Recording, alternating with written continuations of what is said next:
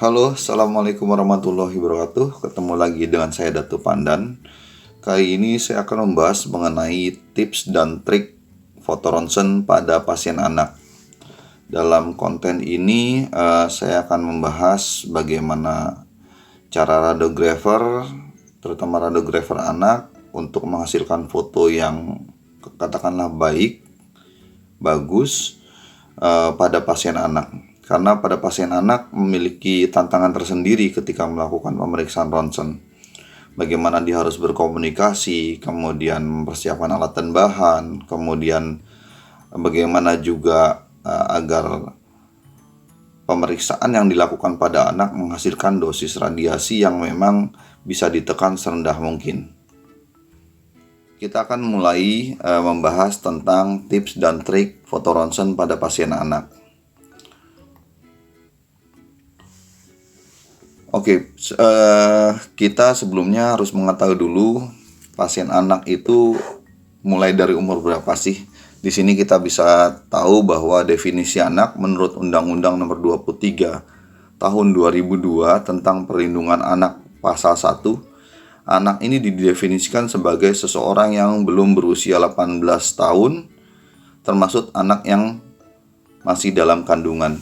Jadi di tempat kerja saya, pasien-pasien yang masih di bawah umur 18 tahun itu masuk ke dalam kategori pasien anak. Akan tetapi mulainya ketika dia sudah lahir kemudian minta ronsen, atau katakanlah itu pasien-pasien perinatologi, kita mulai lakukan ronsen di radiologi anak. Hal yang perlu diperhatikan ketika melakukan ronsen pada pasien anak adalah faktor risiko. Faktor risiko pada anak-anak itu memiliki faktor risiko yang tinggi untuk timbulnya efek stokastik, di mana sensitivitas jaringan pada anak itu lebih tinggi daripada orang dewasa, yang mengakibatkan faktor risiko timbulnya kanker akibat radiasi pada anak juga lebih tinggi daripada orang dewasa. Kemudian yang perlu diperhatikan lagi adalah di mana faktor risiko timbulnya kanker pada anak-anak itu 2-3 kali lebih besar daripada orang dewasa. Ini sumbernya. Jadi ketika anak 0-10 tahun itu memiliki resiko faktornya 1, kemudian ketika kita berumur 30-40 itu resikonya turun jadi 0,25 atau 0,35. Resiko pada orang dewasa sepertiga daripada risiko yang diterima pada pasien anak. Begitu juga ketika umurnya di atas 50 itu lebih turun lagi 0,15 sampai 0,20. Sehingga setelah kita mengetahui hal ini, yang perlu diperhatikan adalah bagaimana kita caranya memproteksi pasien anak dengan baik dan benar. Jangan sampai terjadi pengulangan foto pada pasien anak yang malah akan mengakibatkan anak menerima dosis radiasi 2 kali lipat ketika kita melakukan proses pengulangan foto. Dan hal ini menjadi concern yang begitu besar ketika kita melakukan pemotretan atau melakukan ronsen pada pasien-pasien anak. Setelah kita mengetahui hal-hal tersebut, maka ketika kita melakukan pemeriksaan ronsen, kita lihat problem dan tantangan ketika kita mengerjakan pasien anak. Ketika kita mengerjakan pasien anak, yang jelas adalah kadang kita dihadapkan pada pasien-pasien yang tidak kooperatif, terutama pasien-pasien dari umur 0 sampai sekitar 5-7 tahun lah, itu tidak kooperatif. Entah dia takut, entah dia menangis, atau ada keingintahuan yang begitu besar pada pasien anak, sehingga resiko kegagalan ketika kita melakukan ronsen anak risikonya cukup tinggi.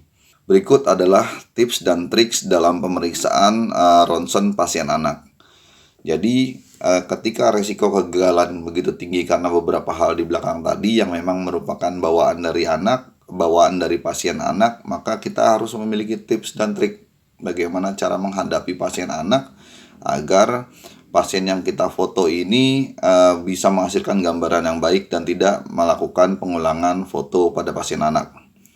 Tips yang pertama yang perlu kita perhatikan adalah perlu adanya komunikasi yang baik, terutama pada pasien anak tersebut. Menjadi radiografer anak kadang-kadang kita harus mengajak, kemudian membujuk, kemudian merayu, bahkan itu radiografer anak harus jago melakukan tersebut. Jadi tipsnya adalah kita harus nantiasa berkomunikasi. Di sini digarisbawahi walaupun dengan bayi sekalipun. Jadi kemudian kita tanyakan nama, sekolah. Ini tipsnya ya, kita tanyakan namanya, sekolahnya.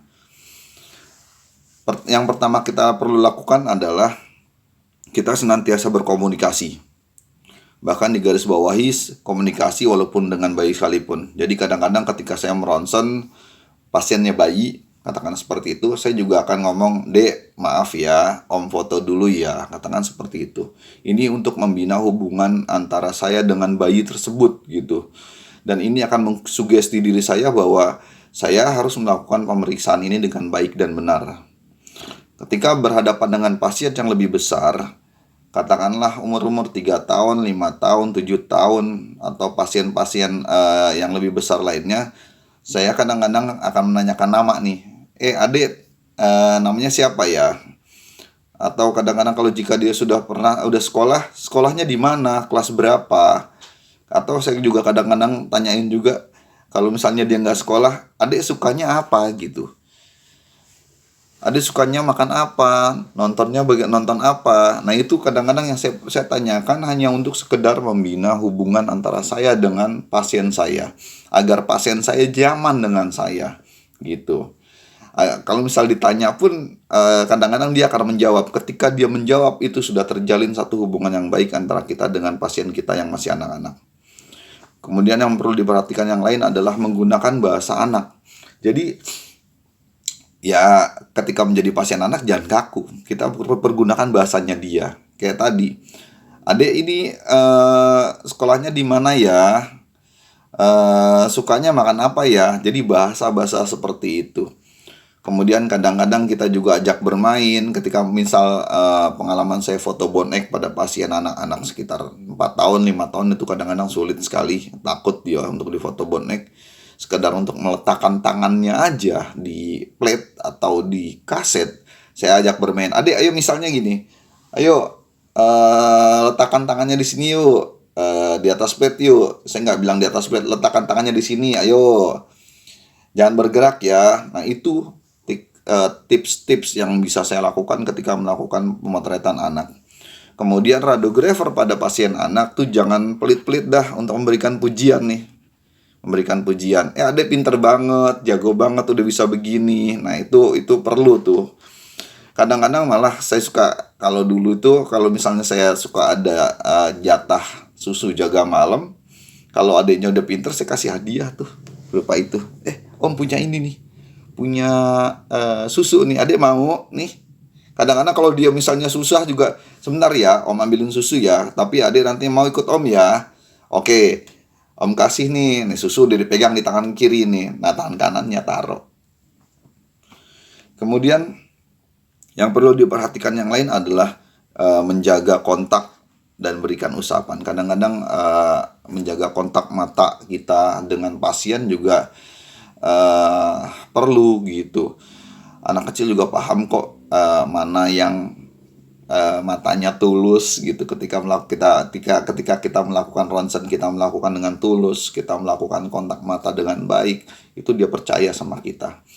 Anak kecil lebih tidak melihat wujud. Kalau saya lihat, nggak ngelihat casing. Dia ketika dilihat casingnya mungkin agak serem lah. Saya juga kan bukan muka-muka yang baby face banget. Dia lihat mukanya saya, tapi ketika saya tulus, ketika saya menjaga kontak mata, ketika saya melakukan senyuman, dia itu biasanya luluh dengan saya. Yang kedua yang bisa saya lakukan lagi adalah dengan memberikan usapan. Ini saya lakukan ketika saya melakukan mengerjakan pasien-pasien di ICU. Kadang-kadang anak-anak udah 2 tahun, 3 tahun dirawat di ICU, katakan seperti itu. Kadang-kadang mereka itu ketika melihat saya nangis duluan gitu kan, karena mereka trauma sering disuntik. Itu selesai saya cuci tangan atau segala macam, kadang-kadang saya usap daerah dahinya, saya usap sampai dia nyaman kadang-kadang. Nah, itu justru akan membuat pasien itu deket sama kita dan dia mau diem gitu. Bahkan di satu pengalaman tertentu, saya kadang-kadang malah ketika saya pulang ya ditangisin sama pasien saya gitu. Kemudian kita kasih waktu adaptasi bagi pasien untuk melihat ruangan. Jadi biarkan diadaptasi dulu, kadang-kadang main-main dulu tapi sambil diliatin gitu. Jangan sampai itu anak dia main pencet tombol emergency. Itu yang bahaya. Pesawat kita mati langsung. Nah, itu sering terjadi juga tuh. Tapi makanya belakangan saya ngomong, Bu, tolong diliatin anaknya, biarin aja dia nggak apa-apa jalan kiri, jalan kanan untuk adaptasi ruangan. Jadi nggak takut tuh. Nggak takut ngeliat alat ronsen kita yang gede-gede. Seperti itu.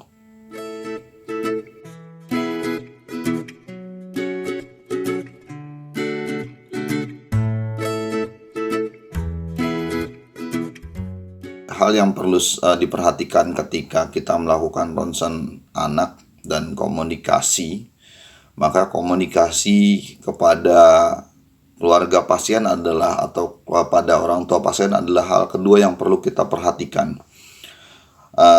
Jangan lupa kita menanyakan kepada orang tua bagaimana data pasien atau data anaknya dari mulai nama, kemudian tanggal lahir pasien. Kalau perlu kita cocokkan medical record agar tidak terjadi kesalahan memanggil pasien atau pasien yang tertukar.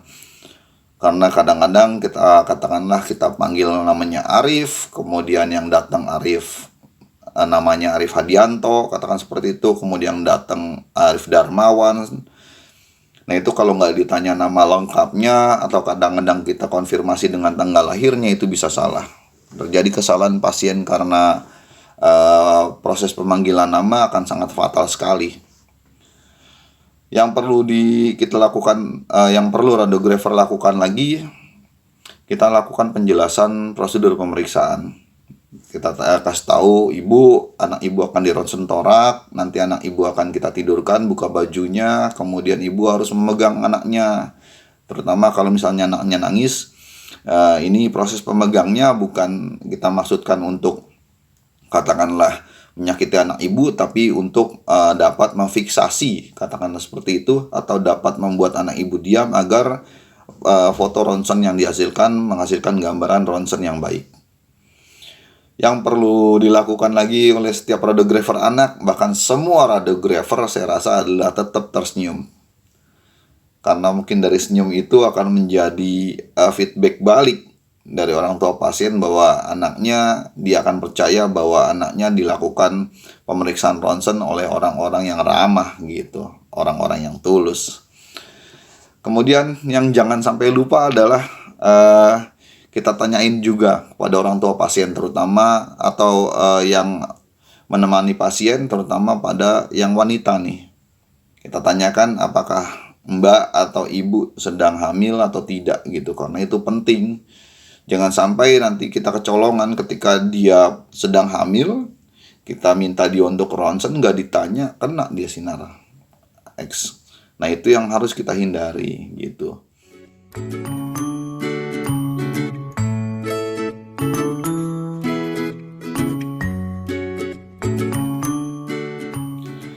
Selain itu, ketika kita melakukan ronsen pada anak, yang perlu kita lakukan komunikasi selanjutnya adalah komunikasi dengan teman sejawat. Terkadang ketika melakukan ronsen anak, pasien datang dari bangsal, dari ruang rawat, itu yang antar bukan orang tua pasien, tapi teman sejawat kita, entah itu perawat, entah itu pos. Atau ketika saya katakanlah melakukan ronsen sitobet, datang ke ruangan pasien, itu ketemunya ya kayak misal di ICU, di PICU, di perina, itu ketemunya dengan dengan perawat yang memegang anaknya. Nah, ini perlu kita komunikasi yang baik dengan mereka. Kembali kita tanyakan data pasien, nama, kemudian tanggal lahir, kalau perlu medical record. Kita pastikan seandainya kita di ruang rawat pasien, kita ronsen dengan mobile unit, kita pastikan ini benar nggak nama pasiennya si A. Jangan sampai ketika kita karena kita sama-sama sibuk bisa terjadi miss, kita menyebutkan namanya benar nggak nih, misalkan namanya Desi, pasien nama Desi mana, karena perawatnya juga kadang-kadang lagi sibuk, yang terdengar namanya bukan Desi, Debbie, dia salah tunjuk gitu. Jadi ketika kita datang, kita komunikasikan, selesai kita komunikasikan, kita harus lihat juga data pasien, entah itu kadang-kadang ada di gelangnya pasien, atau kalau zaman dulu tuh ada di dekat tempat tidurnya, itu ada namanya. Jadi selain kita komunikasi, kita cek ulang gitu. Yang selanjutnya adalah tetap jangan lupa tersenyum buat teman-teman kita sendiri. Kemudian kita komunikasikan juga kalau seandainya kita lihat ada permintaan, katakanlah permintaan kurang jelas atau klinis yang kurang jelas, itu kita komunikasikan entah kepada perawatnya atau kepada dokternya. Kadang-kadang yang sering terjadi di lapangan adalah yang saya hadapi, ditulisnya contrengannya abdomen apelateral, padahal yang saya tahu dia pengennya abdomen 2 posisi, karena kita misal ngelihat klinisnya, misal kita lihat kembung lah, pasien kembung itu nggak mungkin abdomen apelateral, biasanya diminta abdomen 2 posisi. Yang permintaannya foto abdomen pasien posisi supine, sinarnya horizontal. Itu perlu kita komunikasikan. Selanjutnya adalah ketika kita mendapatkan kondisi di mana ini kasusnya sito, misal katakanlah kasusnya pasien perforasi atau pasien pneumotorak, itu segera kita komunikasikan. Kadang-kadang radiografer tahu itu langsung gambarannya terlihat.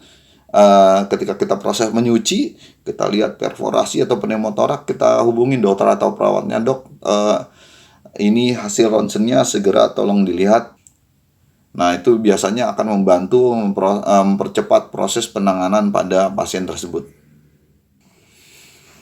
Untuk pembahasan tips dan trik melakukan pemeriksaan pada pasien anak panjang sekali. Jadi segini aja dulu. Saya bagi menjadi dua segmen. Segmen keduanya nanti akan melengkapi dari segmen pertama, tidak bisa terpisahkan.